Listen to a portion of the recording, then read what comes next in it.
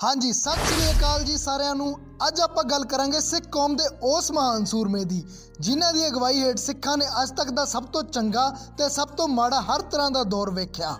ਇੱਕ ਉਹ ਦੌਰ ਵੀ ਸੀ ਜਦੋਂ ਵੱਡੇ ਘੱਲੂਘਾਰੇ ਦੌਰਾਨ ਅੱਧੀ ਸਿੱਖ ਕੌਮ ਨੂੰ ਇੱਕੋ ਦਿਨ ਵਿੱਚ ਬੇਰਹਿਮੀ ਨਾਲ ਸ਼ਹੀਦ ਕਰ ਦਿੱਤਾ ਗਿਆ ਸੀ ਤੇ ਇੱਕ ਉਹ ਦੌਰ ਵੀ ਸੀ ਜਦੋਂ ਸਿੱਖਾਂ ਨੇ ਦਿੱਲੀ ਫਤਿਹ ਕਰਕੇ ਲਾਲ ਕਿਲੇ ਤੇ ਕੇਸਰੀ ਨਿਸ਼ਾਨ ਝੁਲਾ ਦਿੱਤਾ ਸੀ, ਜਿਨ੍ਹਾਂ ਨੇ ਗੁਰੂ ਨਾਨਕ ਸਾਹਿਬ ਦੇ ਹਲੇਮੀ ਰਾਜ ਸਥਾਪਿਤ ਕਰਨ ਦੀ ਵਿਚਾਰਧਾਰਾ ਨੂੰ ਇੰਨੀ ਪਰਪੱਕਤਾ ਨਾਲ ਪ੍ਰਚਾਰਿਆ ਕਿ ਸਿੱਖ ਜਗਤ ਉਹਨਾਂ ਨੂੰ ਕਿਸੇ ਖਿੱਤੇ ਜਾਂ ਰਿਆਸਤ ਤੋਂ ਉੱਪਰ ਉੱਠ ਕੇ ਸੁਲਤਾਨ ਉਲ ਕੌਮ ਦੇ ਖਿਤਾਬ ਨਾਲ ਨਵਾਜ਼ਦਾ ਹੈ।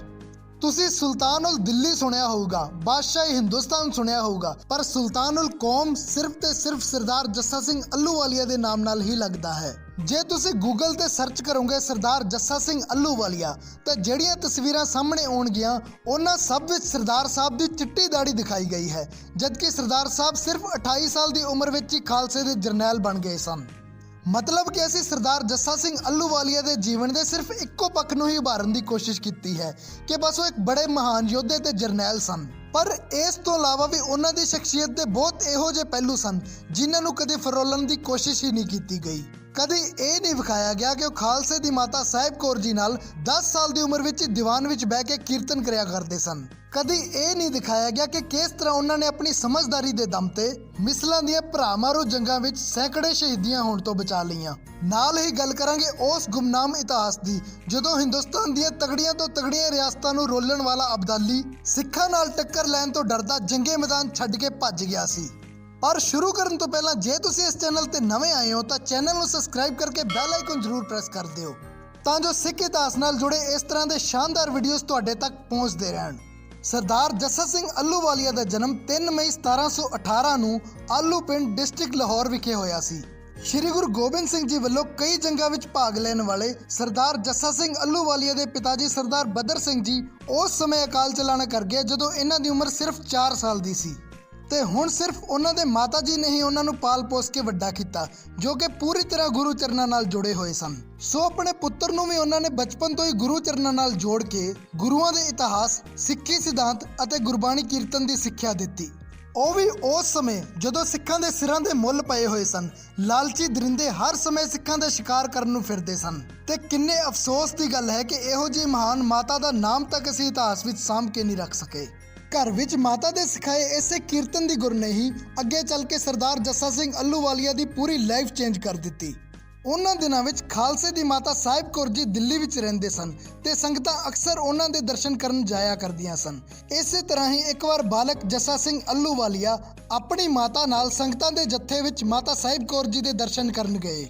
ਉੱਥੇ ਜਦ ਉਹਨਾਂ ਨੇ ਆਸਾ ਦੀ ਵਾਰ ਦਾ ਕੀਰਤਨ ਕਰਕੇ ਸੁਣਾਇਆ ਤਾਂ ਮਾਤਾ ਸਾਹਿਬ ਕੌਰ ਜੀ ਇੰਨੇ ਜ਼ਿਆਦਾ ਪ੍ਰਭਾਵਿਤ ਹੋਏ ਕਿ ਉਹਨਾਂ ਨੇ ਮਾਤਾ ਸਮੇਤ ਜੱਸਾ ਸਿੰਘ ਨੂੰ ਆਪਣੇ ਕੋਲ ਦਿੱਲੀ ਵਿੱਚ ਹੀ ਰੱਖ ਲਿਆ। ਮਾਤਾ ਜੀ ਨੇ ਜੱਸਾ ਸਿੰਘ ਦੀ ਸਿੱਖਿਆ ਦਾ ਖਾਸ ਇੰਤਜ਼ਾਮ ਕਰਵਾਇਆ ਤੇ ਉੱਥੇ ਰਹਿ ਕੇ ਹੀ ਜੱਸਾ ਸਿੰਘ ਨੇ ਉਰਦੂ, ਫਾਰਸੀ, ਹਿੰਦੀ, ਗਣਿਤ ਆਦਿ ਕਈ ਤਰ੍ਹਾਂ ਦੀ ਸਿੱਖਿਆ ਲਈ ਤੇ ਮਾਤਾ ਜੀ ਦੇ ਕਹਿਣ ਤੇ ਹੀ ਸਰਦਾਰ ਜੱਸਾ ਸਿੰਘ ਅੱਲੂਵਾਲੀਆ ਨੂੰ ਗੁਰਬਾਣੀ ਦੀ ਸੰਥਿਆ ਆਪ ਭਾਈ ਮਨੀ ਸਿੰਘ ਜੀ ਨੇ ਸਿਖਾਈ ਸੀ। ਬਾਲਕ ਜੱਸਾ ਸਿੰਘ ਹਰ ਰੋਜ਼ ਮਾਤਾ ਸਾਹਿਬ ਕੌਰ ਜੀ ਨਾਲ ਸਵੇਰ ਦੇ ਦੀਵਾਨਾਂ ਵਿੱਚ ਕੀਰਤਨ ਕਰਿਆ ਕਰਦੇ ਸਨ। ਸਰਦਾਰ ਜੱਸਾ ਸਿੰਘ ਅੱਲੂਵਾਲੀਆ ਦੇ ਮਾਮਾ ਜੀ ਭਾਗ ਸਿੰਘ ਜੀ ਅੱਲੂਵਾਲੀਆ ਦੇ ਘਰ ਕੋਈ ਔਲਾਦ ਨਹੀਂ ਸੀ, ਸੋ ਉਹਨਾਂ ਨੇ ਦਿੱਲੀ ਆ ਕੇ ਜੱਸਾ ਸਿੰਘ ਤੇ ਉਹਨਾਂ ਦੀ ਮਾਤਾ ਜੀ ਨੂੰ ਲਿਜਾਣ ਲਈ ਇਜਾਜ਼ਤ ਮੰਗੀ। ਪਹਿਲਾਂ ਤਾਂ ਮਾਤਾ ਸਾਹਿਬ ਕੌਰ ਜੀ ਨੇ ਸਾਫ਼ ਮਨਾ ਕਰ ਦਿੱਤਾ, ਪਰ ਵਾਰ-ਵਾਰ ਬੇਨਤੀ ਕਰਨ ਤੇ ਉਹਨਾਂ ਨੇ ਕਈ ਤਰ੍ਹਾਂ ਦੇ ਸ਼ਸਤਰ ਤੇ ਤੋਹਫੇ ਭੇਟਾ ਕਰਕੇ ਜੱਸਾ ਸਿੰਘ ਨੂੰ ਜਾਣ ਦੀ ਇਜਾਜ਼ਤ ਦੇ ਦਿੱਤੀ। ਭਾਗ ਸਿੰਘ ਦੀ ਨਵਾਬ ਕਪੂਰ ਸਿੰਘ ਜੀ ਹੁਣਾਂ ਨਾਲ ਕਾਫੀ ਨੇੜਤਾ ਸੀ, ਜੋ ਉਸ ਸਮੇਂ ਦੇ ਹਾਲਾਤਾਂ ਕਰਕੇ ਸਿੱਖਾਂ ਨਾਲ ਜੰਗਲਾਂ ਵਿੱਚ ਰਹਿੰਦੇ ਸਨ। ਇੱਕ ਦਿਨ ਜਦੋਂ ਨਵਾਬ ਕਪੂਰ ਸਿੰਘ ਜੀ ਭਾਗ ਸਿੰਘ ਨੂੰ ਮਿਲਣ ਉਹਨਾਂ ਦੇ ਘਰ ਆਏ ਤਾਂ ਜੱਸਾ ਸਿੰਘ ਦੇ ਗੁਣਾਂ ਨੇ ਉਹਨਾਂ ਨੂੰ ਮੋਹ ਲਿਆ। ਉਹ ਵੀ ਜਿੱਦ ਕਰਨ ਲੱਗ ਪਏ ਕਿ ਜੱਸਾ ਸਿੰਘ ਨੂੰ ਉਹਨਾਂ ਨੇ ਆਪਣੇ ਨਾਲ ਹੀ ਲਿਜਾਣਾ ਹੈ। ਸੋਚੋ ਕਿਹੋ ਜਿਹੀ ਸ਼ਖਸੀਅਤ ਹੋਊਗੀ ਉਸ ਬੱਚੇ ਦੀ ਜੋ ਕੌਮ ਤੇ ਸਮਾਜ ਦੀਆਂ ਸਭ ਤੋਂ ਉੱਚੀਆਂ ਤੇ ਸਨਮਾਨਯੋਗ ਸ਼ਖਸੀਅਤਾਂ ਨੂੰ ਵੀ ਇੱਕੋ ਮੁਲਾਕਾਤ ਵਿੱਚ ਹੀ ਆਪਣਾ ਬਣਾ ਲੈਂਦਾ ਸੀ। ਸੋ ਨਵਾਬ ਕਪੂਰ ਸਿੰਘ ਦੇ ਵਾਰ-ਵਾਰ ਬੇਨਤੀ ਕਰਨ ਤੇ ਭਾਗ ਸਿੰਘ ਮਨਾ ਨਹੀਂ ਕਰ ਪਾਏ ਤੇ ਉਹਨਾਂ ਨੇ 12-13 ਸਾਲ ਦੇ ਜੱਸਾ ਸਿੰਘ ਨੂੰ ਉਹਨਾਂ ਨਾਲ ਖਾਲਸੇ ਦੇ ਕੈਂਪ ਵਿੱਚ ਭੇਜ ਦਿੱਤਾ। ਜੱਸਾ ਸਿੰਘ ਨੇ ਕੈਂਪ ਵਿੱਚ ਰਹਿ ਕੇ ਪੂਰੀ ਰੀਝ ਨਾਲ ਲੰਗਰ ਦੇ ਭਾਂਡਿਆਂ ਦੀ ਤੇ ਘੋੜਿਆਂ ਦੇ ਚਾਰੇ ਦੀ ਸੇਵਾ ਕਰਨੀ ਸ਼ੁਰੂ ਕਰ ਦਿੱਤੀ। ਨਾਲ-ਨਾਲ ਕੈਂਪ ਵਿੱਚ ਰਹਿ ਕੇ ਉਹਨਾਂ ਨੇ ਸਿੱਖ ਮਾਰਸ਼ਲ ਆਰਟ ਤੇ ਸ਼ਸਤਰ ਵਿੱਦਿਆ ਦੀ ਸਿੱਖਿਆ ਵੀ ਲਈ। ਆਪਾਂ ਜਿਹੜੀ ਥਾਂ ਤੇ ਰਹਿੰਦੇ ਹੋਈਏ ਕੁਦਰਤਨ ਉੱਥੋਂ ਦੀ ਭਾਸ਼ਾ ਦਾ ਅਸਰ ਸਾਡੇ ਤੇ ਹੋ ਹੀ ਜਾਂਦਾ ਹੈ, ਕਿਉਂਕਿ ਜੱਸਾ ਸਿੰਘ ਦਿੱਲੀ ਵਿੱਚ ਰਹਿ ਕੇ ਆਏ ਸਨ, ਇਸ ਲਈ ਉਹ ਅਕਸਰ ਬੋਲਚਾਲ ਵਿੱਚ ਹਿੰਦੀ ਤੇ ਫਾਰਸੀ ਦੇ ਸ਼ਬਦਾਂ ਦੀ ਵਰਤੋਂ ਕਰਦੇ ਸਨ ਤੇ ਕਿਉਂਕਿ ਉਹ ਕੈਂਪ ਵਿੱਚ ਸਭ ਤੋਂ ਛੋਟੇ ਸਨ, ਸਿੰਘ ਉਹਨਾਂ ਨੂੰ ਹਮਕੋ ਸਿੰਘ ਤੁਮਕੋ ਸਿੰਘ ਕਹਿ ਕੇ ਮਖੌਲ ਕਰਦੇ ਸਨ। ਇਹਨਾਂ ਸਭ ਤੋਂ ਅੱਕ ਕੇ ਇੱਕ ਦਿਨ ਜੱਸਾ ਸਿੰਘ ਨੇ ਨਵਾਬ ਕਪੂਰ ਸਿੰਘ ਨੂੰ ਕਹਿ ਹੀ ਦਿੱਤਾ ਕਿ ਮੇਰੇ ਤੋਂ ਹੁਣ ਤੁਹਾਡੇ ਘੋੜਿਆਂ ਦੀ ਹੋਰ ਸੇਵਾ ਨਹੀਂ ਹੁੰਦੀ, ਤੁਹਾਡੇ ਨਾਲ ਦੇ ਸਿੰਘ ਤਾਂ ਮੈਨੂੰ ਹਮਕੋ ਤੁਮਕੋ ਸਿੰਘ ਕਹਿ ਕੇ ਚੜਾਉਂਦੇ ਹਨ। ਨਵਾਬ ਕਪੂਰ ਸਿੰਘ ਨੇ ਮੁਸਕਰਾਉਂਦਿਆਂ ਹੋਇਆਂ ਅੱਗੋਂ ਜਵਾਬ ਦਿੱਤਾ ਕਿ ਓਏ ਜੱਸਿਆ, ਇਹਨਾਂ ਗੁਰੂ ਕੇ ਲਾਲਾਂ ਦੀਆਂ ਗੱਲਾਂ ਦਾ ਬੁਰਾ ਨਹੀਂ ਮੰਨੀਦਾ। ਇਹਨਾਂ ਮੈਨੂੰ ਘੋੜਿਆਂ ਦੀ ਲੱਦ ਚੁੱਕਣ ਵਾਲੇ ਨੂੰ ਨਵਾਬ ਬਣਾ ਦਿੱਤਾ ਤੇ ਤੂੰ ਤਾਂ ਫਿਰ ਘੋੜਿਆਂ ਦੇ ਚਾਰੇ ਪੱਠੇ ਦੀ ਸੇਵਾ ਕਰਦਾ ਹੈ। ਹੋ ਸਕਦਾ ਤੈਨੂੰ ਕਿਸੇ ਦਿਨ ਸੁਲਤਾਨ ਹੀ ਬਣਾ ਦੇਣ। ਤੇ ਨਵਾਬ ਕਪੂਰ ਸਿੰਘ ਦੇ ਮੂੰਹੋਂ ਸਹਿਸਵਾ ਨਿਕਲੇ ਇਹ ਬੋਲ ਕੁਝ ਸਾਲਾਂ ਬਾਅਦ ਸੱਚਮੁੱਚ ਹਕੀਕਤ ਵਿੱਚ ਬਦਲ ਗਏ। ਇੱਕ ਇੰਟਰਸਟਿੰਗ ਫੈਕਟ ਤੁਹਾਡੇ ਨਾਲ ਹੋਰ ਸਾਂਝਾ ਕਰਾਂ ਤਾਂ ਪ੍ਰਾਚੀਨ ਪੰਥ ਪ੍ਰਕਾਸ਼ ਗ੍ਰੰਥ ਤੇ ਡਾਕਟਰ ਹਰਜਿੰਦਰ ਸਿੰਘ ਦਲਗੀਰ ਦੀ ਲਿਖੀ ਬੁੱਕ ਸਿੱਖ ਇਤਿਹਾਸ ਤੇ ਘੱਲੂਘਾਰੇ ਅਨੁਸਾਰ ਸਰਦਾਰ ਜੱਸਾ ਸਿੰਘ ਅੱਲੂਵਾਲੀਆ ਇੰਨੀ ਉੱਚੀ ਕੱਦ-ਕਾਠੀ ਤੇ ਤਗੜੇ ਜੁੱਸੇ ਦੇ ਮਾਲਕ ਸਨ ਕਿ ਜਿਹੜੇ ਘੋੜੇ ਤੇ ਉਹ ਚੱਲਦੇ ਸਨ ਹਰ 3-4 ਮਹੀਨੇ ਬਾਅਦ ਉਹ ਘੋੜਾ ਬਦਲਣਾ ਪੈਂਦਾ ਸੀ। ਇੰਨੇ ਬਲਵਾਨ ਯੋਧੇ ਸਨ ਸਰਦਾਰ ਜੱਸਾ ਸਿੰਘ ਅੱਲੂਵਾਲੀਆ। ਤੇ ਆਓ ਹੁਣ ਗੱਲ ਕਰੀਏ ਸਿੱਖ ਇਤਿਹਾਸ ਦੇ ਸਭ ਤੋਂ ਖੂਨੀ ਦਿਨ ਯਾਨੀ ਕਿ ਵੱਡੇ ਘੱਲੂਘਾਰੇ ਦੀ, ਜਦੋਂ ਅਬਦਾਲੀ ਦੀ ਫੌਜ ਨੇ ਇੱਕੋ ਦਿਨ ਵਿੱਚ ਸਿੱਖਾਂ ਦੀ ਅੱਧੀ ਕੌਮ ਨੂੰ ਖਤਮ ਕਰ ਦਿੱਤਾ ਸੀ। ਉਂਝ ਤਾਂ ਸਿੱਖ ਕਾਫੀ ਪਹਿਲਾਂ ਤੋਂ ਹੀ ਵਿਦੇਸ਼ੀ ਹਮਲਾਵਰਾਂ ਨੂੰ ਹੌਲਾ ਕਰਕੇ ਵਾਪਸ ਭੇਜਦੇ ਰਹੇ ਸਨ, ਪਰ ਅਬਦਾਲੀ ਨਾਲ ਸਿੱਖਾਂ ਦਾ ਪਹਿਲਾ ਟਾਕਰਾ ਉਦੋਂ ਹੋਇਆ ਜਦੋਂ ਮਰਹੱਟਿਆਂ ਨੂੰ ਪਾਣੀਪਤ ਦੇ ਮੈਦਾਨ ਵਿੱਚ ਰੋਲਣ ਤੋਂ ਬਾਅਦ ਅਬਦਾਲੀ ਉੱਥੋਂ ਗੱਡਿਆਂ ਦੇ ਗੱਡੇ ਹੀਰੇ, ਸੋਨਾ ਚਾਂਦੀ ਤੇ ਹਜ਼ਾਰਾਂ ਦੀ ਗਿਣਤੀ ਵਿੱਚ ਹਿੰਦੁਸਤਾਨੀ ਔਰਤਾਂ ਨੂੰ ਅਗਵਾ ਕਰਕੇ ਕਾਬੁਲ ਲਿਜਾ ਰਿਹਾ ਸੀ। ਹੁਣ ਮਰਹੱਟਿਆਂ ਦਾ ਤਾਂ ਉਹਨੇ ਇੰਨੀ ਬੁਰੀ ਤਰ੍ਹਾਂ ਲੱਕ ਤੋੜਿਆ ਸੀ ਕਿ ਉਹ ਦੁਬਾਰਾ ਉੱਠ ਨਹੀਂ ਸਕਦੇ ਸੀ। ਸੋ ਮਰਹੱਟੇ ਆਗੂਆਂ ਦਾ ਇੱਕ ਜੱਥਾ ਸ਼੍ਰੀ ਅਕਾਲ ਤਖਤ ਸਾਹਿਬ ਪਹੁੰਚ ਕੇ ਸਰਦਾਰ ਜੱਸਾ ਸਿੰਘ ਅੱਲੂਵਾਲੀਆ ਨੂੰ ਉਹਨਾਂ ਦੀ ਇੱਜ਼ਤ ਬਚਾਉਣ ਲਈ ਅਪੀਲ ਕਰਦਾ ਹੈ। ਸਰਦਾਰ ਸਾਹਿਬ ਮਿਸਲਾਂ ਦੇ ਸਰਦਾਰਾਂ ਨਾਲ ਸਲਾਹ ਕਰਕੇ ਮਦਦ ਕਰਨ ਦੀ ਹਾਮੀ ਭਰ ਦਿੰਦੇ ਹਨ ਤੇ ਫਿਰ ਛਾਪੇਮਾਰ ਜੰਗਾਂ ਰਾਹੀਂ 2200 ਤੋਂ ਵੱਧ ਲੜਕੀਆਂ ਨੂੰ ਆਜ਼ਾਦ ਕਰਾ ਕੇ ਮਹਾਰਾਸ਼ਟਰ ਤੱਕ ਜਾ ਕੇ ਉਹਨਾਂ ਦੇ ਘਰੋਂ ਘਰੀ ਛੱਡ ਕੇ ਆਉਂਦੇ ਹਨ। ਤੇ ਜਿਹੜੇ ਅੱਜ ਆਕੜ ਕੇ ਕਹਿੰਦੇ ਹਨ ਕਿ ਇੱਕ ਰਾਸ਼ਟਰ ਹਿੰਦੂ ਰਾਸ਼ਟਰ ਹਮਾਰਾ ਦੇਸ਼, ਇਹ ਉਦੋਂ ਆਪਣੀਆਂ ਧੀਆਂ ਭੈਣਾਂ ਦੀਆਂ ਇੱਜ਼ਤਾਂ ਬਚਾਉਣ ਲਈ ਸਿੱਖਾਂ ਅੱਗੇ ਹੱਥ ਜੋੜਦੇ ਸਨ। ਇਹਨਾਂ ਕਰਕੇ ਸਿੱਖਾਂ ਦਾ ਅਬਦਾਲੀ ਨਾਲ ਵੈਰ ਪਿਆ ਸੀ। ਇਸ ਤੋਂ ਪਹਿਲਾਂ ਅਬਦਾਲੀ ਦਾ ਸਿੱਖਾਂ ਨਾਲ ਕੋਈ ਲੈਣਾ ਦੇਣਾ ਨਹੀਂ ਸੀ। ਇਸ ਹਮਲੇ ਤੋਂ ਬਾਅਦ ਅਬਦਾਲੀ ਅਗਲੇ ਹਮਲੇ ਵਿੱਚ ਸਿੱਖਾਂ ਨੂੰ ਜੜ ਤੋਂ ਖਤਮ ਕਰਨ ਦਾ ਮਨ ਬਣਾ ਕੇ ਦੰਦ ਪੀਂਦਾ ਹੋਇਆ ਖਾਲੀ ਹੱਥ ਵਾਪਸ ਮੁੜ ਗਿਆ ਸੀ। ਪਰ ਅੱਗੇ ਗੱਲ ਕਰਨ ਤੋਂ ਪਹਿਲਾਂ ਇਹ ਜਾਣ ਲਈਏ ਕਿ ਅਬਦਾਲੀ ਸੀ ਕੌਣ। ਇਸ ਵਿਦੇਸ਼ੀ ਹਮਲਾਵਰ ਦਾ ਪੂਰਾ ਨਾਮ ਸੀ ਅਹਿਮਦ ਸ਼ਾਹ ਦੁਰਾਨੀ। ਇਸਲਾਮ ਦੀ ਇੱਕ ਮਾਨਤਾ ਹੈ ਕਿ ਸੰਸਾਰ ਵਿੱਚ ਹਰ ਸਮੇਂ ਉਹਨਾਂ ਦੇ ਧਰਮ ਨੂੰ ਉੱਚਾ ਚੁੱਕਣ ਵਾਲੇ 40 ਧਾਰਮਿਕ ਆਗੂ ਕਿਤੇ ਨਾ ਕਿਤੇ ਮੌਜੂਦ ਹੁੰਦੇ ਹਨ। ਇਹਨਾਂ ਆਗੂਆਂ ਨੂੰ ਅਬਦਾਲ ਕਿਹਾ ਜਾਂਦਾ ਹੈ। ਇਸੇ ਲਈ ਫਿਰ ਇਸ ਅਹਿਮਦ ਸ਼ਾਹ ਨੇ ਆਮ ਜਨਤਾ ਦਾ ਸਮਰਥਨ ਪਾਉਣ ਲਈ ਆਪਣੇ ਆਪ ਨੂੰ ਅਬਦਾਲ ਘੋਸ਼ਿਤ ਕਰ ਦਿੱਤਾ ਸੀ ਤੇ ਅਗਲੀ ਵਾਰ ਇਸ ਨੇ ਬਦਲਾ ਲੈਣ ਲਈ ਸਿੱਖਾਂ ਤੇ ਜਿਹੜਾ ਅਚਾਨਕ ਹਮਲਾ ਕੀਤਾ ਉਹਨੂੰ ਆਪਾਂ ਵੱਡੇ ਘੱਲੂਘਾਰੇ ਦੇ ਰੂਪ ਵਿੱਚ ਯਾਦ ਕਰਦੇ ਹਾਂ। ਉਹ ਦਿਨ ਅੱਜ ਤੱਕ ਦੇ ਸਿੱਖ ਇਤਿਹਾਸ ਦਾ ਸਭ ਤੋਂ ਖੂਨੀ ਦਿਨ ਮੰਨਿਆ ਜਾਂਦਾ ਹੈ, ਜਦੋਂ ਅੱਧੀ ਕੌਮ ਨੂੰ ਇੱਕੋ ਦਿਨ ਵਿੱਚ ਸ਼ਹੀਦ ਕਰ ਦਿੱਤਾ ਗਿਆ ਸੀ। ਸਰਦਾਰ ਜੱਸਾ ਸਿੰਘ ਅੱਲੂਵਾਲੀਆ ਦੀ ਅਗਵਾਈ ਵਿੱਚ ਸਰਦਾਰ ਚੜ੍ਹਤ ਸਿੰਘ ਸ਼ੁਕਰ ਚੱਕੀਆ, ਸਰਦਾਰ ਸੁੱਖਾ ਸਿੰਘ ਮਾੜੀ ਕੰਮੋਕੀ, ਸਰਦਾਰ ਕਰਮ ਸਿੰਘ ਜੀ, ਸਰਦਾਰ ਜੱਸਾ ਸਿੰਘ ਰਾਮਗੜੀਆ ਤੇ ਹਰੀ ਸਿੰਘ ਭੰਗੀ ਨੇ ਬੜੀ ਬਹਾਦਰੀ ਨਾਲ ਮੁਕਾਬਲਾ ਕੀਤਾ। ਪਰ ਸਿੱਖਾਂ ਦਾ ਇੰਨਾ ਵੱਧ ਨੁਕਸਾਨ ਇਸ ਲਈ ਹੋਇਆ ਕਿਉਂਕਿ ਅਚਾਨਕ ਹੋਏ ਇਸ ਹਮਲੇ ਵਿੱਚ ਲੜਨ ਵਾਲੇ ਯੋਧੇ ਬਹੁਤ ਘੱਟ ਸਨ ਤੇ ਸਿੱਖਾਂ ਦੇ ਪਰਿਵਾਰ ਯਾਨੀ ਕਿ ਬੱਚੇ, ਬੀਬੀਆਂ ਤੇ ਬਜ਼ੁਰਗਾਂ ਦੀ ਗਿਣਤੀ ਬਹੁਤ ਜ਼ਿਆਦਾ ਸੀ। ਵੱਡੇ ਘੱਲੂਘਾਰੇ ਤੇ 2 ਸਪੈਸ਼ਲ ਵੀਡੀਓਜ਼ ਆਲਰੇਡੀ ਇਸ ਚੈਨਲ ਤੇ ਅਪਲੋਡ ਕੀਤੇ ਹੋਏ ਹਨ। ਇਸ ਵੀਡੀਓ ਦੇ ਐਂਡ ਵਿੱਚ ਤੁਹਾਨੂੰ ਉਹਨਾਂ ਦੇ ਲਿੰਕ ਮਿਲ ਜਾਣਗੇ, ਉਹਨਾਂ ਵੀਡੀਓਜ਼ ਨੂੰ ਤੁਸੀਂ ਜ਼ਰੂਰ ਦੇਖਿਓ। ਪਰ ਇੱਕ ਵਾਕਿਆ ਮੈਂ ਤੁਹਾਡੇ ਨਾਲ ਜ਼ਰੂਰ ਸਾਂਝਾ ਕਰੂੰਗਾ। ਉਸ ਸਮੇਂ ਜੰਗਾਂ ਜਰਨੈਲਾਂ ਦੇ ਸਿਰਾਂ ਤੇ ਹੀ ਲੜੀਆਂ ਜਾਂਦੀਆਂ ਸੀ। ਸਰਦਾਰ ਜੱਸਾ ਸਿੰਘ ਅੱਲੂਵਾਲੀਆ ਦੇ ਅੰਗ ਰੱਖਕ ਦਾ ਨਾਮ ਸੀ ਸਰਦਾਰ ਗੁਰਮੁਖ ਸਿੰਘ। ਜਦ ਉਹਨਾਂ ਜੱਸਾ ਸਿੰਘ ਨੂੰ ਜੰਗੇ ਮੈਦਾਨ ਵਿੱਚ ਚਾਰੇ ਪਾਸਿਓਂ ਘਿਰਿਆ ਵੇਖਿਆ ਤਾਂ ਸੋਚਿਆ ਕਿ ਜੇ ਸਾਡੇ ਜਰਨੈਲ ਨੂੰ ਕੁਝ ਹੋ ਗਿਆ ਤਾਂ ਬਾਕੀ ਫੌਜ ਦੇ ਵੀ ਪੈਰ ਉਖੜ ਜਾਣਗੇ। ਇਸ ਲਈ ਗੁਰਮੁਖ ਸਿੰਘ ਘੋੜਾ ਭਜਾ ਕੇ ਕੋਲ ਗਏ ਤੇ ਸ਼ਮਸ਼ੀਰ ਦੀ ਮਿਆਨ ਦੀ ਚੋਟ ਮਾਰ ਕੇ ਘੋੜੇ ਨੂੰ ਘੇਰੇ ਚੋਂ ਬਾਹਰ ਕੱਢਣ ਦੀ ਕੋਸ਼ਿਸ਼ ਕਰਨ ਲੱਗੇ। ਪਰ ਸਰਦਾਰ ਜੱਸਾ ਸਿੰਘ ਨੇ ਹੱਥ ਖੜਾ ਕਰਕੇ ਰੁਕਣ ਦਾ ਇਸ਼ਾਰਾ ਕਰ ਦਿੱਤਾ।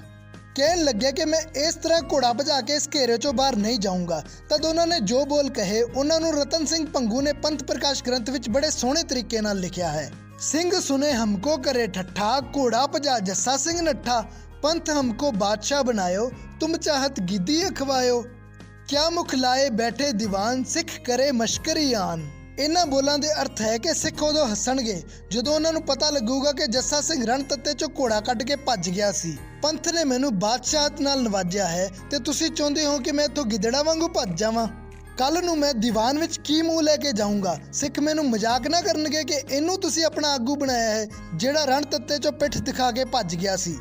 ਸਰਦਾਰ ਜੱਸਾ ਸਿੰਘ ਅੱਲੂਵਾਲੀਆ ਦੇ ਜੀਵਨ ਦੀਆਂ ਕੁਝ ਹੋਰ ਵੱਡੀਆਂ ਪ੍ਰਾਪਤੀਆਂ ਦੀ ਗੱਲ ਕਰੀਏ ਤਾਂ ਉਸ ਸਮੇਂ ਸਿੱਖਾਂ ਦੇ ਕੁੱਲ 65 ਦੇ ਕਰੀਬ ਦਲ ਸਨ, ਜੋ ਹੌਲੀ-ਹੌਲੀ ਟੁੱਟਦਿਆਂ 1748 ਤੱਕ 400 ਤੋਂ ਵੀ ਵੱਧ ਹੋ ਗਏ ਸਨ। ਸਰਦਾਰ ਸਾਹਿਬ ਨੇ ਇਹਨਾਂ ਨੂੰ ਇੱਕ ਵਾਰ ਫੇਰ ਰੀਯੂਨਿਟ ਕਰਕੇ 12 ਦਲ ਸਾਜੇ ਤੇ ਆਪ ਉਹਨਾਂ ਦੇ ਕਮਾਂਡਰ ਇਨ ਚੀਫ ਦਾ ਅਹੁਦਾ ਸੰਭਿਆ। ਇਹੀ 12 ਦਲ ਅੱਗੇ ਚੱਲ ਕੇ 12 ਮਿਸਲਾਂ ਬਣੀਆਂ। ਇਤਿਹਾਸ ਤੋਂ ਸਿਰਫ ਚੰਗੀਆਂ ਗੱਲਾਂ ਦੱਸ ਦੇਣੀਆਂ ਤੇ ਪੂਰੀ ਤਸਵੀਰ ਨੂੰ ਲੁਕੋ ਕੇ ਰੱਖਣਾ ਇਹ ਬੇਈਮਾਨ ਬੰਦੇ ਦਾ ਕੰਮ ਹੁੰਦਾ ਹੈ। ਸੋ ਮੈਂ ਸੱਚਾ ਤੇ ਸਹੀ ਇਤਿਹਾਸ ਹੀ ਤੁਹਾਡੇ ਨਾਲ ਸ਼ੇਅਰ ਕਰੂੰਗਾ। ਇਹ ਸਿੱਖ ਮਿਸਲਾਂ ਆਪਸ ਵਿੱਚ ਲੜਦੀਆਂ ਬਹੁਤ ਸਨ। ਮਹਾਰਾਜਾ ਰਣਜੀਤ ਸਿੰਘ ਦੇ ਸਹੁਰਾ ਸਾਹਿਬ ਸਰਦਾਰ ਗੁਰਬਖਸ਼ ਸਿੰਘ ਜੀ ਦੀ ਮੌਤ ਵੀ ਮਿਸਲਾਂ ਦੀ ਆਪਸੀ ਲੜਾਈ ਵਿੱਚ ਹੀ ਹੋਈ ਸੀ। ਮਹਾਰਾਜਾ ਰਣਜੀਤ ਸਿੰਘ ਦੇ ਪਿਤਾ ਸਰਦਾਰ ਮਾਹ ਸਿੰਘ ਦੀ ਮੌਤ ਵੀ ਮਿਸਲਾਂ ਦੀ ਲੜਾਈ ਦੌਰਾਨ ਹੀ ਬੰਦੂਕ ਦੀ ਨਲੀ ਫਟਣ ਕਰਕੇ ਹੋਈ ਸੀ। ਪਰ ਇੱਕ ਖਾਸੀਅਤ ਜ਼ਰੂਰ ਸੀ, ਜਦੋਂ ਬਾਹਰੋਂ ਕੋਈ ਹਮਲਾਵਰ ਚੜ੍ਹ ਕੇ ਆਉਂਦਾ ਸੀ ਜਾਂ ਕੌਮ ਤੇ ਕੋਈ ਵਿਪਦਾ ਪੈਂਦੀ ਸੀ ਤਾਂ ਮਿਸਲਾਂ ਦੇ ਸਰਦਾਰ ਇੱਕ ਨਾਰਾ ਦਿੰਦੇ ਸਨ ਕਿ ਮਿਸਲ ਵੰਡ ਹੁਣ ਕਦੇ ਨਾ ਪਾਓ, ਰਲ ਮਿਲ ਖੜ ਤੁਰ ਪੰਥ ਬਚਾਓ। ਉਦੋਂ ਸਾਰੇ ਸਰਦਾਰ ਆਪਸੀ ਮਤਭੇਦ ਭੁੱਲ ਕੇ ਬਾਹਰੀ ਦੁਸ਼ਮਣ ਨਾਲ ਟਾਕਰਾ ਲੈਂਦੇ ਸਨ। ਮਿਸਲਾਂ ਦੀ ਆਪਸੀ ਲੜਾਈ ਵਿੱਚ ਸਿੱਖਾਂ ਦਾ ਬਹੁਤ ਨੁਕਸਾਨ ਹੋਇਆ, ਪਰ ਇਹ ਨੁਕਸਾਨ ਕਈ ਗੁਣਾ ਹੋਰ ਵੱਧ ਸਕਦਾ ਸੀ, ਜੋ ਕਿ ਸਰਦਾਰ ਜੱਸਾ ਸਿੰਘ ਅੱਲੂਵਾਲੀਆ ਦੀ ਸਮਝਦਾਰੀ ਕਰਕੇ ਟਲ ਗਿਆ। ਇਹਨਾਂ ਮਿਸਲਾਂ ਦੇ ਸਰਦਾਰਾਂ ਵਿੱਚ ਸਿਰਫ ਸਰਦਾਰ ਜੱਸਾ ਸਿੰਘ ਅੱਲੂਵਾਲੀਆ ਹੀ ਪੜ੍ਹੇ ਲਿਖੇ ਸਨ, ਕਿਉਂਕਿ ਜੰਗਲਾਂ 'ਚ ਰਹਿੰਦਿਆਂ ਪੱਤੇ ਖਾ ਕੇ ਜਿਉਂਦਿਆਂ ਉਹਨਾਂ ਨੂੰ ਪੜ੍ਹਨ ਦਾ ਕਦੀ ਮੌਕਾ ਹੀ ਨਹੀਂ ਮਿਲਿਆ ਸੀ। ਸੋ ਸਰਦਾਰ ਜੱਸਾ ਸਿੰਘ ਅੱਲੂਵਾਲੀਆ ਨੇ ਮਿਸਲਾਂ ਦੇ ਜਿੱਤੇ ਹੋਏ ਇਲਾਕਿਆਂ ਦਾ ਹਿਸਾਬ ਕਿਤਾਬ ਰੱਖਣਾ ਸ਼ੁਰੂ ਕਰ ਦਿੱਤਾ। ਜਦੋਂ ਵੀ ਮਿਸਲਾਂ ਦਾ ਆਪਸ ਵਿੱਚ ਕੋਈ ਸਰਹੱਦੀ ਮਸਲਾ ਹੁੰਦਾ ਤਾਂ ਉਹ ਜੱਸਾ ਸਿੰਘ ਅੱਲੂਵਾਲੀਆ ਨੂੰ ਮਿਲ ਕੇ ਬਈਆਂ ਫਰੋਲਦੇ ਤੇ ਆਪਣਾ ਮਸਲਾ ਸੁਲਝਾ ਲੈਂਦੇ। ਅਦਰਵਾਈਜ਼ ਇਹਨਾਂ ਸਰਹੱਦੀ ਮਸਲਿਆਂ ਕਰਕੇ ਨਿਤ ਮਿਸਲਾਂ ਨੇ ਆਪਸ ਵਿੱਚ ਲੜਦੇ ਰਹਿਣਾ ਸੀ, ਜਿਨ੍ਹਾਂ ਕਰਕੇ ਸੈਂਕੜੇ ਸਿੱਖ ਹੋਰ ਸ਼ਹੀਦ ਹੋਣੇ ਸੀ। ਸਰਦਾਰ ਜੱਸਾ ਸਿੰਘ ਅੱਲੂਵਾਲੀਆ ਦਾ ਮੇਨ ਫੋਕਸ ਹਮੇਸ਼ਾ ਪੰਥ ਵਿੱਚ ਸ਼ਾਂਤੀ ਤੇ ਭਾਈਚਾਰਾ ਬਣਾ ਕੇ ਰੱਖਣ ਦਾ ਸੀ। 12 ਚੋਂ 11 ਮਿਸਲਾਂ ਕਦੀ ਵੀ ਅਬਦਾਲੀ ਦੇ ਅੱਗੇ ਨਹੀਂ ਝੁਕੀਆਂ ਸੀ। ਸਿਰਫ ਇੱਕ ਪਟਿਆਲਾ ਰਿਆਸਤ ਦੇ ਸਰਦਾਰ ਆਲਾ ਸਿੰਘ ਨੇ ਅਬਦਾਲੀ ਦੀ ਅਧੀਨਗੀ ਮੰਨੀ ਸੀ। ਬਾਕੀ ਸਾਰੀਆਂ ਮਿਸਲਾਂ ਦੇ ਨਾਰਾਜ਼ ਸਰਦਾਰ ਪਟਿਆਲੇ ਤੇ ਹਮਲਾ ਕਰਨ ਤੇ ਆਲਾ ਸਿੰਘ ਨੂੰ ਪੰਥ ਚੋਂ ਕੱਢਣ ਤੇ ਜ਼ੋਰ ਦੇ ਰਹੇ ਸਨ। ਪਰ ਸਰਦਾਰ ਸਾਹਿਬ ਨੇ ਉਹਨਾਂ ਨੂੰ ਰੋਕ ਕੇ ਰੱਖਿਆ ਤੇ ਸਮਝਾਇਆ ਕਿ ਆਲਾ ਸਿੰਘ ਦੀ ਕੋਈ ਮਜਬੂਰੀ ਸੀ, ਕਿਉਂਕਿ ਅਬਦਾਲੀ ਦਾ ਹੈੱਡਕੁਆਟਰ ਸਰਹੰਦ ਹੁੰਦਾ ਸੀ ਤੇ ਉੱਥੋਂ ਬੜੀ ਆਸਾਨੀ ਨਾਲ ਪਟਿਆਲੇ ਤੇ ਹਮਲਾ ਕਰਕੇ ਉਸ ਨੂੰ ਜਿੱਤਿਆ ਜਾ ਸਕਦਾ ਸੀ। ਸੋ ਉਹਨਾਂ ਸਿਰਫ ਪੰਥ ਵੱਲੋਂ ਜੁਰਮਾਨਾ ਲਾਉਣ ਤੱਕ ਹੀ ਗੱਲ ਨੂੰ ਸੀਮਿਤ ਰੱਖਿਆ ਤੇ ਪੰਥ ਨੂੰ ਟੁੱਟਣ ਤੋਂ ਬਚਾ ਲਿਆ। ਉਹਨਾਂ ਸਮਿਆਂ 'ਚ ਸਿੱਖਾਂ ਦਾ ਕਿਰਦਾਰ ਇਸ ਕਦਰ ਉੱਚਾ ਸੀ ਕਿ ਖੁਦ ਦੁਸ਼ਮਣ ਵੀ ਸਾਡੀ ਤਾਰੀਫ ਕੀਤੇ ਬਿਨਾਂ ਨਹੀਂ ਰਹਿ ਸਕਿਆ। ਜਦੋਂ ਅਬਦਾਲੀ ਸਿੱਖਾਂ ਨੂੰ ਖਤਮ ਕਰਨ ਦਾ ਪਲਾਨ ਬਣਾ ਰਿਹਾ ਸੀ ਤਾਂ ਉਸਦੇ ਜਵਾਈ ਨੇ ਕਲਾਦ ਸ਼ਹਿਰ ਦੇ ਇੱਕ ਮਸਜਿਦ 'ਚ ਪੜਾਉਣ ਵਾਲੇ ਕਾਜੀ ਨੂਰ ਮੁਹੰਮਦ ਨੂੰ ਕਿਹਾ ਕਿ ਕਾਜੀ ਸਾਹਿਬ, ਅਸੀਂ ਇਸ ਵਾਰ ਉਸ ਕਾਫਿਰ ਕੌਮ ਨੂੰ ਖਤਮ ਕਰਨ ਜਾ ਰਹੇ ਹਾਂ ਜਿਸ ਨੇ ਪਿਛਲੀ ਵਾਰ ਸਾਡਾ ਸਾਰਾ ਲੁੱਟ ਦਾ ਮਾਲ ਖੋਹ ਲਿਆ ਸੀ। ਤੁਸੀਂ ਸਾਡੇ ਨਾਲ ਚੱਲਿਓ ਤੇ ਇਤਿਹਾਸ ਲਿਖਿਓ ਕਿ ਕਿਵੇਂ ਅਸੀਂ ਉਸ ਘੋੜਿਆਂ ਦੀਆਂ ਕਾਠੀਆਂ ਤੇ ਰਹਿਣ ਵਾਲੀ ਕੌਮ ਨੂੰ ਖਤਮ ਕਰਦੇ ਹਾਂ। ਤੇ ਕਾਜੀ ਨੂਰ ਮੁਹੰਮਦ ਨੇ ਸਾਰੇ ਵਾਕਿਏ ਨੂੰ ਜੰਗਨਾਮਾ ਨਾਮ ਦੀ ਕਿਤਾਬ ਵਿੱਚ ਦਰਜ ਕੀਤਾ ਹੈ। ਉਹ ਫਾਰਸੀ ਦੀ ਇਸ ਸਾਰੀ ਰਚਨਾ ਵਿੱਚ ਸਿੱਖਾਂ ਨੂੰ ਕੁੱਤੇ, ਕਲੰਕੀ ਤੇ ਕਾਲੇ ਮੂੰਹ ਵਾਲੇ ਕਹਿ ਕੇ ਭੰਡਦਾ ਰਹਿੰਦਾ ਹੈ। ਪਰ ਜੰਗਨਾਮੇ ਦਾ ਜੋ ਆਖਰੀ ਚੈਪਟਰ ਹੈ ਤਾਰੀਫੇ ਸਗਾ, ਉਹ ਪੜਨ ਵਾਲਾ ਹੈ। ਸਗ ਫਾਰਸੀ 'ਚ ਕਿਹਾ ਜਾਂਦਾ ਹੈ ਕੁੱਤੇ ਨੂੰ, ਯਾਨੀ ਕਿ ਕੁੱਤਿਆਂ ਦੀ ਤਾਰੀਫ। ਇਸ ਚੈਪਟਰ ਵਿੱਚ ਉਸਨੇ 52 ਸ਼ੇਰ ਲਿਖੇ ਹਨ। ਉਹਨਾਂ ਵਿੱਚ ਕਾਜੀ ਨੂਰ ਮੁਹੰਮਦ ਲਿਖਦਾ ਹੈ, ਸਗਾਰਾ ਮਗੋ ਸਾਕੇ ਹਸਤਾਂ ਦਾ ਸ਼ੇਰ, ਬਮਾਦਾ ਨੇ ਮਰਦਾਂ ਜੋ ਸ਼ੇਰਾਂ ਦਲੇਰ। ਕਹਿੰਦਾ ਮੈਂ ਕੀ ਕਰਾਂ, ਮੈਨੂੰ ਕਿੱਤਾ ਹੀ ਇਹਨਾਂ ਕੁੱਤਿਆਂ ਦੀ ਨਿੰਦਾ ਕਰਨ ਦਾ ਦਿੱਤਾ ਗਿਆ ਹੈ, ਪਰ ਮੈਂ ਹੁਣ ਹੋਰ ਝੂਠ ਨਹੀਂ ਬੋਲ ਸਕਦਾ। ਅਸਲ 'ਚ ਇਹਨਾਂ ਨੂੰ ਕੁੱਤੇ ਨਾ ਕਹੋ, ਇਹ ਸਿੱਖ ਤਾਂ ਸ਼ੇਰਾਂ ਤੋਂ ਵੀ ਕਿਤੇ ਵੱਧ ਦਲੇਰ ਹਨ। ਜਦੋਂ ਇਹ ਕਮਾਨ 'ਚੋਂ ਤੀਰ ਖਿੱਚਦੇ ਹਨ ਤਾਂ ਦੁਸ਼ਮਣ ਉਦੋਂ ਹੀ ਮਹਿਸੂਸ ਕਰ ਲੈਂਦਾ ਹੈ ਕਿ ਮੇਰੇ ਤੇ ਕੱਫਣ ਪੈ ਗਿਆ ਹੈ। ਜਦੋਂ ਬਰਛਾ ਚੁੱਕਦੇ ਨੇ ਤਾਂ ਐਵੇਂ ਲੱਗਦਾ ਹੈ ਕਿ ਜਿਵੇਂ ਪਹਾੜ ਵੀ ਕੰਬਣ ਲੱਗ ਪਏ ਹਨ। ਪਰ ਕਿਰਦਾਰ ਦੇ ਇੰਨੇ ਉੱਚੇ ਹਨ ਕਿ ਨਾ ਤਾਂ ਦੁਸ਼ਮਣ ਦੀ ਧੀ ਭੈਣ ਦੀ ਇੱਜ਼ਤ ਨਾਲ ਖਿਲਵਾੜ ਕਰਦੇ ਹਨ ਤੇ ਨਾ ਹੀ ਦੁਸ਼ਮਣ ਦੇ ਧਰਮ ਦੀ ਬੇਅਦਬੀ ਕਰਦੇ ਹਨ। ਤੇ ਜੇ ਤੁਹਾਨੂੰ ਮੇਰੀ ਗੱਲ ਤੇ ਯਕੀਨ ਨਹੀਂ ਆਉਂਦਾ ਤਾਂ ਕਲਾਦ ਸ਼ਹਿਰ ਦਾ 30,000 ਪਠਾਨ ਹੁਣੇ 2500 ਸਿੱਖਾਂ ਤੋਂ ਕੁੱਟ ਖਾ ਕੇ ਆਇਆ ਹੈ। ਭਾਵੇਂ ਉਹਨਾਂ ਦੀ ਗਵਾਹੀ ਲੈ ਲਓ, ਤੁਹਾਨੂੰ ਸੱਚ ਪਤਾ ਲੱਗ ਜਾਊਗਾ। ਸਰਦਾਰ ਜੱਸਾ ਸਿੰਘ ਅੱਲੂਵਾਲੀਆ ਤੇ ਮਿਸਲਾਂ ਦੇ ਸਰਦਾਰਾਂ ਦੀ ਬਹਾਦਰੀ ਦੇ ਕਿੱਸੇ ਇੱਥੇ ਹੀ ਖਤਮ ਨਹੀਂ ਹੁੰਦੇ। ਉਹ ਵਾਕਾ ਕਦੀ ਵੀ ਸਕੂਲਾਂ ਵਿੱਚ ਨਹੀਂ ਪੜਾਇਆ ਜਾਂਦਾ ਜਦੋਂ ਸਿੱਖ ਦਿੱਲੀ ਜਿੱਤ ਕੇ ਹਿੰਦੁਸਤਾਨ ਦੇ ਬਾਦਸ਼ਾਹ ਦਾ ਤਖਤ ਪੁੱਟ ਕੇ ਸ਼੍ਰੀ ਅੰਮ੍ਰਿਤਸਰ ਸਾਹਿਬ ਲੈ ਆਏ ਸਨ। ਉਹ ਦਿਨ ਆਪਾਂ ਕਿਵੇਂ ਭੁੱਲ ਸਕਦੇ ਹਾਂ ਜਦੋਂ ਛੋਟੇ ਘੱਲੂਘਾਰੇ ਦੌਰਾਨ ਇੱਕੋ ਦਿਨ ਵਿੱਚ 15,000 ਤੋਂ ਵੱਧ ਸਿੱਖਾਂ ਨੂੰ ਕਤਲ ਕਰ ਦਿੱਤਾ ਗਿਆ ਸੀ ਤੇ ਫਿਰ ਸਿੱਖਾਂ ਨੇ ਵਾਪਸ ਉੱਠ ਖੜੇ ਹੋ ਕੇ ਉਸ ਜ਼ਾਲਮ ਤੋਂ ਬਦਲਾ ਵੀ ਲਿਆ ਸੀ। ਇਹ ਸਾਰੇ ਇਤਿਹਾਸ ਤੇ ਡਿਟੇਲ ਵਿੱਚ ਕੱਲਾ ਵੀਡੀਓ ਆਲਰੇਡੀ ਇਸ ਚੈਨਲ ਤੇ ਅਪਲੋਡ ਹੋ ਚੁੱਕਿਆ ਹੈ। ਆਪਣੇ ਧਰਮ ਦਾ ਮਾਣਮੱਤਾ ਇਤਿਹਾਸ ਜਾਣਨ ਲਈ ਡਿਸਕ੍ਰਿਪਸ਼ਨ 'ਚ ਦਿੱਤੇ ਲਿੰਕ ਤੇ ਜਾ ਕੇ ਇਹਨਾਂ ਵੀਡੀਓਜ਼ ਨੂੰ ਜ਼ਰੂਰ ਦੇਖਿਓ। 18ਵੀਂ ਸਦੀ ਵਿੱਚ ਅਹਿਮਦ ਸ਼ਾਹ ਅਬਦਾਲੀ ਉਹ ਨਾਮ ਸੀ ਜਿਹਦੇ ਸਾਹਮਣੇ ਏਸ਼ੀਆ 'ਚ ਕੋਈ ਸਿਰ ਚੱਕਣ ਦੀ ਹਿੰਮਤ ਨਹੀਂ ਸੀ ਕਰ ਸਕਦਾ। ਤੇ ਜੇ ਮਰਹਟਿਆਂ ਵਾਂਗ ਕੋਈ ਇਹ ਗਲਤੀ ਕਰਦਾ ਸੀ ਤਾਂ ਉਹ ਜੰਗ ਦੇ ਮੈਦਾਨ ਵਿੱਚ ਇੰਨੀ ਬੁਰੀ ਤਰ੍ਹਾਂ ਰੋਲਿਆ ਜਾਂਦਾ ਸੀ ਕਿ ਕਈ ਪੀੜ੍ਹੀਆਂ ਤੱਕ ਉਸ ਕੌਮ ਨੂੰ ਆਪਣਾ ਵਜੂਦ ਬਣਾਏ ਰੱਖਣ ਲਈ ਜੂਝਣਾ ਪੈਂਦਾ ਸੀ। ਪਰ ਹੁਣ ਗੱਲ ਕਰਦੇ ਹਾਂ ਇੱਕ ਇਹੋ ਜਿਹੀ ਜੰਗ ਦੀ ਜੋ ਇਤਿਹਾਸ ਵਿੱਚ ਇੱਕੋ ਇੱਕ ਮਿਸਾਲ ਹੈ, ਜਦੋਂ ਅਬਦਾਲੀ ਨੂੰ ਦੁਸ਼ਮਣ ਦੇ ਡਰ ਤੋਂ ਜੰਗੇ ਮੈਦਾਨ ਛੱਡ ਕੇ ਭੱਜਣਾ ਪੈ ਗਿਆ ਸੀ। ਜਿਵੇਂ ਕਿ ਮੈਂ ਪਹਿਲਾਂ ਵੀ ਜ਼ਿਕਰ ਕੀਤਾ ਕਿ ਵੱਡੇ ਘੱਲੂਘਾਰੇ ਦੌਰਾਨ ਇੱਕੋ ਦਿਨ ਵਿੱਚ ਹੀ ਅੱਧੀ ਸਿੱਖ ਕੌਮ ਨੂੰ ਕਤਲ ਕਰ ਦਿੱਤਾ ਗਿਆ ਸੀ। ਅਬਦਾਲੀ ਨੇ ਸੋਚਿਆ ਸੀ ਕਿ ਘੱਟੋ ਘੱਟ ਮੇਰੇ ਜਿਉਂਦੇ ਜੀ ਤਾਂ ਸਿੱਖ ਦੁਬਾਰਾ ਨਹੀਂ ਉੱਠ ਸਕਣਗੇ, ਪਰ ਫਿਰ ਵੀ ਉਸਨੇ ਵਾਪਸ ਲਾਹੌਰ ਜਾਂਦਿਆਂ ਹੋਰ ਪੱਕਾ ਇੰਤਜ਼ਾਮ ਕਰਨ ਲਈ ਜਿੱਥੋਂ ਸਿੱਖ ਤਾਕਤ ਲੈਂਦੇ ਹਨ ਉਸ ਸੋਮੇ ਨੂੰ ਯਾਨੀ ਕਿ ਸ਼੍ਰੀ ਦਰਬਾਰ ਸਾਹਿਬ ਅੰਮ੍ਰਿਤਸਰ ਨੂੰ ਵੀ ਤੋਪਾਂ ਦੇ ਬਰੂਦ ਨਾਲ ਢਹਿ ਢੇਰੀ ਕਰ ਦਿੱਤਾ। ਫਰਵਰੀ ਦੇ ਮਹੀਨੇ ਵਿੱਚ ਵੱਡਾ ਘੱਲੂਘਾਰਾ ਵਾਪਰਿਆ ਸੀ। ਅਪ੍ਰੈਲ ਦੇ ਮਹੀਨੇ ਵਿੱਚ ਉਸਨੇ ਦਰਬਾਰ ਸਾਹਿਬ ਨੂੰ ਢਾਇਆ ਸੀ ਤੇ ਅਕਤੂਬਰ ਵਿੱਚ ਦੀਵਾਲੀ ਆ ਗਈ। ਅਬਦਾਲੀ ਉਦੋਂ ਲਾਹੌਰ ਹੀ ਸੀ। ਉਸਨੇ ਸੋਚਿਆ ਕਿ ਇਸ ਵਾਰ ਦੀਵਾਲੀ ਤੇ ਕੋਈ ਨਹੀਂ ਆਊਗਾ, ਕਿਉਂਕਿ ਆਪਣੀ ਮਤ ਵਿੱਚ ਤਾਂ ਉਸਨੇ ਸਾਰੇ ਸਿੱਖ ਖਤਮ ਕਰਤੇ ਸੀ, ਦਰਬਾਰ ਸਾਹਿਬ ਢਾਹ ਕੇ ਸਰੋਵਰ ਨੂੰ ਪੂਰ ਦਿੱਤਾ ਸੀ। ਪਰ ਉਸ ਸਾਲ ਦੀਵਾਲੀ ਤੇ ਦਰਬਾਰ ਸਾਹਿਬ ਅੱਜ ਤੱਕ ਦਾ ਸਭ ਤੋਂ ਵੱਡਾ ਇਕੱਠ ਹੋਇਆ ਸੀ। 60,000 ਤੋਂ ਵੀ ਵੱਧ ਸਿੱਖ ਦੀਵਾਲੀ ਮਨਾਉਣ ਉਸ ਸਾਲ ਦਰਬਾਰ ਸਾਹਿਬ ਪਹੁੰਚੇ ਸਨ। ਇਹਦਾ ਮਤਲਬ ਕਿ ਦਰਬਾਰ ਸਾਹਿਬ ਤੇ ਹੋਏ ਹਮਲੇ ਨੇ ਸਿੱਖਾਂ ਨੂੰ ਇਸ ਕਦਰ ਇਕਜੁੱਟ ਕਰਤਾ ਸੀ ਕਿ ਕੌਮ ਦਾ ਕੋਈ ਵੀ ਸਰੀਰ ਜਿਹੜਾ ਨਕਾਰਾ ਨਹੀਂ ਸੀ ਤੁਰ ਸਕਦਾ ਸੀ, ਉਸ ਦਿਨ ਉਹ ਘਰ ਵਿੱਚ ਨਹੀਂ ਰਿਹਾ। ਜਦ ਇਸ ਗੱਲ ਦਾ ਪਤਾ ਅਬਦਾਲੀ ਨੂੰ ਲੱਗਿਆ ਤਾਂ ਉਸ ਦਾ ਦਿਮਾਗ ਗੁੱਸੇ ਨਾਲ ਫਟਣ ਵਾਲਾ ਹੋ ਗਿਆ। ਉਸਨੇ ਇੱਕ ਵਾਰ ਫੇਰ ਹਮਲਾ ਕਰਨ ਦਾ ਮਨ ਬਣਾਇਆ, ਪਰ ਫਿਰ ਕਿਤੇ ਨਾ ਕਿਤੇ ਉਸ ਦਾ ਮਨ ਡਾਵਾਂਡੋਲ ਹੋ ਗਿਆ ਕਿ ਮੈਂ ਇੰਨਾ ਕੁਝ ਕਰਕੇ ਵੇਖ ਲਿਆ ਤਾਂ ਵੀ ਇਹ ਕੌਮ ਦੁਬਾਰਾ ਖੜੀ ਹੋ ਜਾਂਦੀ ਹੈ। ਇਸ ਲਈ ਫਿਰ ਉਸਨੇ ਪਟਿਆਲਾ ਰਿਆਸਤ ਦੇ ਸਰਦਾਰ ਆਲਾ ਸਿੰਘ ਨੂੰ ਸਮਝੌਤਾ ਕਰਨ ਲਈ ਭੇਜਿਆ। ਉਸ ਦਿਨ ਦਰਬਾਰ ਸਾਹਿਬ ਵਿੱਚ ਸਰਦਾਰ ਜੱਸਾ ਸਿੰਘ ਅੱਲੂਵਾਲੀਆ ਤੇ ਮਿਸਲਾਂ ਦੇ ਸਾਰੇ ਸਰਦਾਰ ਇਕੱਠੇ ਹੋਏ ਸਨ। ਉਹਨਾਂ ਸਮਝੌਤੇ ਦੀ ਚਿੱਠੀ ਪਾੜ ਦਿੱਤੀ ਤੇ ਚਿੱਠੀ ਦੇ ਨਾਲ ਆਏ ਤੋਹਫਿਆਂ ਨੂੰ ਵਾਪਸ ਭੇਜ ਦਿੱਤਾ ਤੇ ਨਾਲ ਹੀ ਸੁਨੇਹਾ ਭੇਜਿਆ ਕਿ ਮਲਬੇ ਤੇ ਖੜ ਕੇ ਸਮਝੌਤੇ ਨਹੀਂ ਹੁੰਦੇ। ਤੂੰ ਕਹਿਣਾ ਹੈ ਮੁਲਾਕਾਤ ਹੋਵੇ, ਮੁਲਾਕਾਤ ਹੋਊਗੀ ਪਰ ਜੰਗੇ ਮੈਦਾਨ ਦੇ ਵਿੱਚ, ਤੇ ਗੱਲਬਾਤ ਹੋਊਗੀ ਉਹ ਵੀ ਤਲਵਾਰਾਂ ਨਾਲ। ਅਬਦਾਲੀ ਬਹੁਤ ਜ਼ਿਆਦਾ ਹੈਰਾਨ ਹੋ ਗਿਆ ਕਿ ਇਹ ਕਿਵੇਂ ਦੀ ਸਪਿਰਿਟ ਹੈ, ਇਹ ਕੌਮ ਮੌਤ ਤੋਂ ਜਮਾਂ ਨਹੀਂ ਡਰਦੀ। ਆਪਣੀ ਇਸ ਬੇਇੱਜ਼ਤੀ ਦਾ ਪਰਦਾ ਕੱਢਣ ਲਈ ਉਸਨੇ ਹਮਲੇ ਦਾ ਹੁਕਮ ਤਾਂ ਦੇ ਦਿੱਤਾ, ਪਰ ਅਸਲ ਵਿੱਚ ਉਹ ਅੰਦਰੋਂ ਟੁੱਟ ਚੁੱਕਿਆ ਸੀ। ਜਦੋਂ ਉਸਨੇ ਵੱਡੇ ਘੱਲੂਘਾਰੇ ਦੌਰਾਨ ਹਮਲਾ ਕੀਤਾ ਸੀ ਤਾਂ ਸਾਰੀ ਅਰਟਿਲਰੀ ਤੇ ਤੋਪਾਂ ਲੈ ਕੇ 2 ਦਰਿਆ ਪਾਰ ਕਰਕੇ ਉਹ ਕਾਬੁਲ ਤੋਂ 72 ਘੰਟਿਆਂ ਵਿੱਚ ਹੀ ਮਲੇਰਕੋਟਲੇ ਪਹੁੰਚ ਗਿਆ ਸੀ। ਸਿੱਖਾਂ ਦਾ ਨੁਕਸਾਨ ਵੀ ਤਾਂ ਹੀ ਇੰਨਾ ਜ਼ਿਆਦਾ ਹੋਇਆ ਕਿਉਂਕਿ ਕਿਸੇ ਨੇ ਸੋਚਿਆ ਹੀ ਨਹੀਂ ਸੀ ਕਿ ਅਬਦਾਲੀ ਇੰਨੀ ਛੇਤੀ ਪਹੁੰਚ ਜਾਊਗਾ। ਪਰ ਇਸ ਵਾਰ ਉਸੇ ਅਬਦਾਲੀ ਨੂੰ ਲਾਹੌਰ ਤੋਂ ਅੰਮ੍ਰਿਤਸਰ ਪਹੁੰਚਣ ਲਈ 36 ਘੰਟੇ ਲੱਗ ਗਏ, ਜਿਹੜਾ ਮਸਾਂ 5 ਘੰਟਿਆਂ ਦਾ ਰਾਹ ਸੀ। ਸਰਦਾਰ ਜੱਸਾ ਸਿੰਘ ਅੱਲੂਵਾਲੀਏ ਦੀ ਅਗਵਾਈ ਵਿੱਚ ਸਿੱਖਾਂ ਨੇ ਅਫਗਾਨਾਂ ਦੇ ਛੱਕੇ ਛੁਡਾ ਦਿੱਤੇ। ਸਾਰਾ ਦਿਨ ਵੱਡੇ ਪੱਧਰ ਤੇ ਕੱਟ-ਵੱਢ ਹੋਈ ਤੇ ਸ਼ਾਮ ਤੱਕ ਅਬਦਾਲੀ ਦਾ ਕਾਫੀ ਨੁਕਸਾਨ ਹੋ ਗਿਆ। ਤੇ ਜਿਵੇਂ ਕਿ ਉਸ ਸਮੇਂ ਜੰਗਾਂ ਦਾ ਦਸਤੂਰ ਸੀ, ਰਾਤ ਨੂੰ ਲੜਾਈ ਨਹੀਂ ਸੀ ਲੜੀ ਜਾਂਦੀ। ਦਿਨ ਛਿਪਿਆ ਤੇ ਦੋਵੇਂ ਫੌਜਾਂ ਆਪਣੇ ਆਪਣੇ ਟਿਕਾਣਿਆਂ ਵੱਲ ਮੁੜ ਗਈਆਂ। ਰਾਤ ਬੀਤ ਗਈ ਤੇ ਅਗਲੇ ਦਿਨ ਜਦੋਂ ਸਿੰਘ ਜੰਗੇ ਮੈਦਾਨ ਵਿੱਚ ਪਹੁੰਚੇ ਤਾਂ ਕੀ ਵੇਖਦੇ ਹਨ ਕਿ ਅਬਦਾਲੀ ਦੀ ਫੌਜ ਦਾ ਤਾਂ ਕੋਈ ਅਤਾ ਪਤਾ ਹੀ ਨਹੀਂ ਹੈ। ਅਬਦਾਲੀ ਚੁੱਪਚਾਪ ਰਾਤ ਦੇ ਹਨੇਰੇ ਵਿੱਚ ਆਪਣਾ ਲਾਮ ਲਸ਼ਕਰ ਸਮੇਟ ਕੇ ਪੁੱਠੇ ਪੈਰੀ ਵਾਪਸ ਮੁੜ ਗਿਆ ਸੀ। ਇਹ ਅਬਦਾਲੀ ਦੇ ਜੀਵਨ ਦੀ ਪਹਿਲੀ ਸ਼ਿਕਸਤ ਸੀ। ਇਸ ਜੰਗ 'ਚ ਧੂੜ ਚੱਟਣ ਤੋਂ ਬਾਅਦ ਅਬਦਾਲੀ ਨੇ ਸਿੱਖਾਂ ਨਾਲ ਦੁਬਾਰਾ ਕਦੀ ਪੰਗਾ ਲੈਣ ਦੀ ਹਿੰਮਤ ਨਹੀਂ ਵਿਖਾਈ। ਇਸ ਜੰਗ ਤੋਂ ਬਾਅਦ ਸਰਦਾਰ ਜੱਸਾ ਸਿੰਘ ਅੱਲੂਵਾਲੀਆ ਦੀ ਦੇਖ-ਰੇਖ ਹੇਠ ਸ਼੍ਰੀ ਦਰਬਾਰ ਸਾਹਿਬ ਦੀ ਇਮਾਰਤ ਦੀ ਦੁਬਾਰਾ ਉਸਾਰੀ ਕਰਵਾਈ ਗਈ ਤੇ ਅੱਜ ਆਪਾਂ ਦਰਬਾਰ ਸਾਹਿਬ ਦੀ ਜਿਹੜੀ ਇਮਾਰਤ ਦੇ ਦਰਸ਼ਨ ਕਰਦੇ ਹਾਂ ਉਸ ਦੀ ਉਸਾਰੀ ਦੀ ਸੇਵਾ ਸਰਦਾਰ ਜੱਸਾ ਸਿੰਘ ਅੱਲੂਵਾਲੀਆ ਨੇ ਹੀ ਕਰਵਾਈ ਸੀ ਤੇ ਬਾਅਦ ਵਿੱਚ ਗੁਰੂ ਪਾਤਸ਼ਾਹ ਨੇ ਮਹਾਰਾਜਾ ਰਣਜੀਤ ਸਿੰਘ ਤੋਂ ਇਸ ਤੇ ਸੋਨਾ ਲਾਉਣ ਦੀ ਸੇਵਾ ਲਈ। ਸੋ ਇਹ ਸੀ ਸਾਡੇ ਸੁਲਤਾਨ ਉਲ ਕੌਮ ਸਰਦਾਰ ਜੱਸਾ ਸਿੰਘ ਅੱਲੂਵਾਲੀਆ ਦਾ ਮਾਨਯੋਗ ਇਤਿਹਾਸ। ਵੀਡੀਓ ਪਸੰਦ ਆਇਆ ਹੋਵੇ ਤਾਂ ਲਾਈਕ ਕਰਕੇ ਇਸ ਨੂੰ ਅੱਗੇ ਵੱਧ ਤੋਂ ਵੱਧ ਸ਼ੇਅਰ ਜ਼ਰੂਰ ਕਰਿਓ ਤੇ ਡੇਲੀ ਦੇ ਸਿੱਖ ਇਤਿਹਾਸ ਨਾਲ ਜੁੜੀ ਜਾਣਕਾਰੀ ਲਈ ਤੁਸੀਂ ਸਾਨੂੰ ਇੰਸਟਾਗ੍ਰam ਤੇ ਫੋਲੋ ਵੀ ਕਰ ਸਕਦੇ ਹੋ। ਕਮੈਂਟ ਕਰਕੇ ਦੱਸਿਓ ਕਿ ਤੁਸੀਂ ਅਗਲਾ ਵੀਡੀਓ ਕਿਸ ਟੌਪਿਕ ਤੇ ਦੇਖਣਾ ਚਾਹੁੰਦੇ ਹੋ ਤੇ ਜਾਣ ਤੋਂ ਪਹਿਲਾਂ ਕਮੈਂਟ ਬਾਕਸ ਵਿੱਚ ਵਾਹਿਗੁਰੂ ਜੀ ਲਿਖ ਕੇ ਆਪਣੀ ਹਾਜ਼ਰੀ ਜ਼ਰੂਰ ਲਵਾਇਓ। ਵਾਹਿਗੁਰੂ।